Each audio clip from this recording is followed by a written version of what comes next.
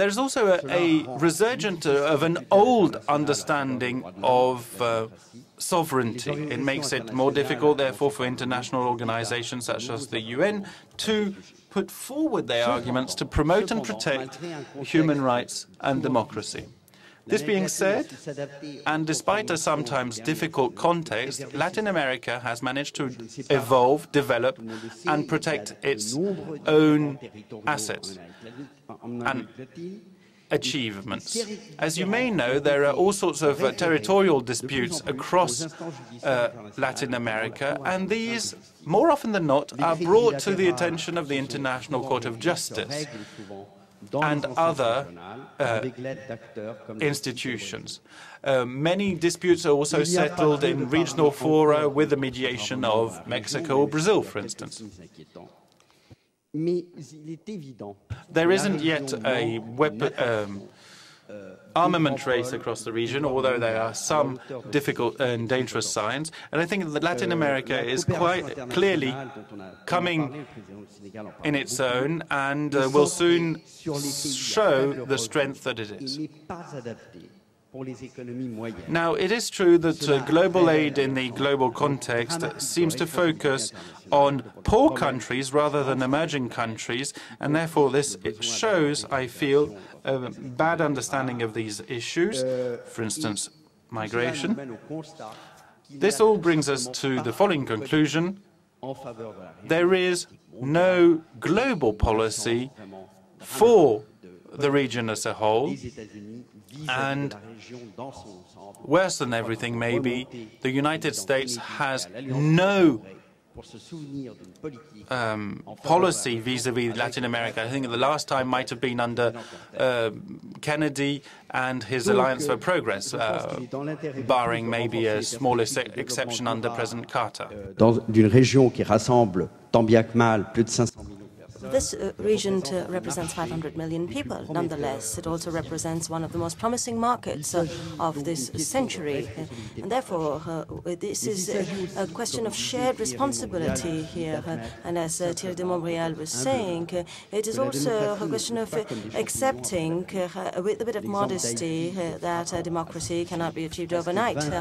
The example of Haiti is a very striking example. After 20 years of international intervention, and nothing has changed in Haiti, quite the opposite, unfortunately.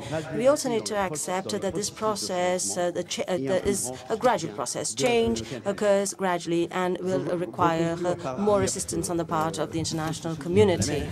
And you must remember that Latin America is still the cradle of Western society, Western societies as a whole, and therefore you must avoid that this region once again falls prey to the desires of new powers.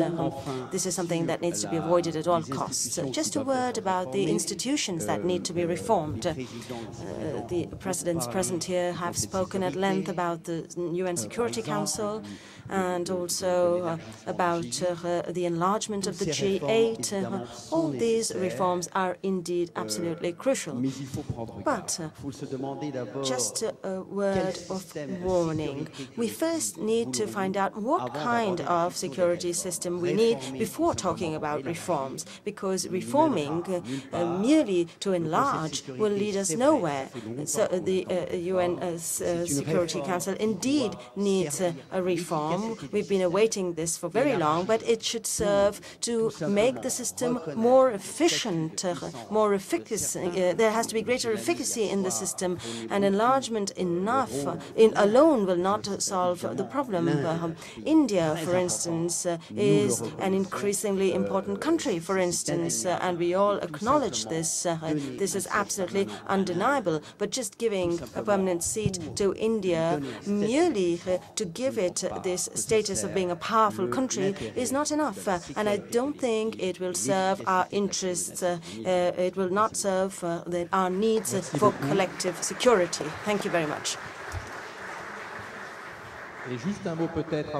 Just a word before we give the floor to Thierry de Montbrial for his conclusion at this point of our roundtable. Now, in Mexico, how would you envisage a reform of the financial institutions? What would be your idea of a leader? Who would provide leadership? Who would provide this impetus? Who would be your pilot? Would the IMF be a good source of inspiration for a new financial architecture, or would it be this attempt at the continent level to implement regional governance? Well, I think that the IMF does have a role to play, indeed, and I think Mexico has largely benefited from aid coming from the IMF.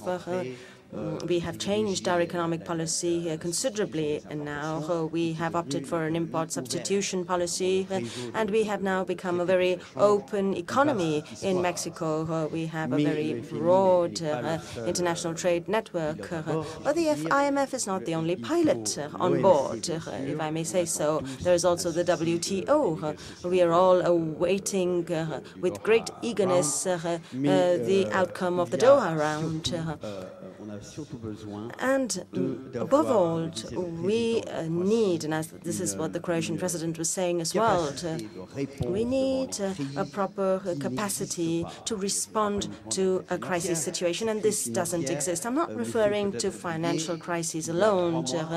One mustn't forget that 3 months ago we were still in the throes of a food crisis.